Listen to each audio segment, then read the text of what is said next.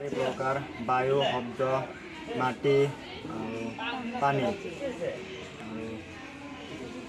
ক্ষতিকাৰক কৰি তোলা বুজায়। মানুহে বন কাঠে ধোৱা, প্লাষ্টিক, বিষাক্ত বস্তু আদি ব্যৱহাৰ কৰাৰ ফলত প্ৰদূষণ অৰ্থাৎ হয়। প্ৰদূষণৰ প্ৰভাৱ সকলোতে পৰে। মানুহৰ শৰীৰ বেয়া কৰে, ছালৰ বেমাৰ হয়, উশাহ নিশাহ লওঁতে কষ্ট হয় আৰু বিভিন্ন ধৰণৰ ৰোগ সৃষ্টি কৰে। প্ৰদূষণ কমকৈ আমি বহু ধৰণৰ পদক্ষেপ ল'ব পাৰোঁ। অধিক সংখ্যক গছ ৰুব কৰিব লাগে, কাৰণ গছ বায়ু পৰিষ্কাৰ কৰে। প্ৰদূষণ ব্যৱহাৰ প্লাষ্টিক বন্ধ কৰিব, কাপোৰ বা কাগজৰ বেগ ব্যৱহাৰ কৰিব লাগে।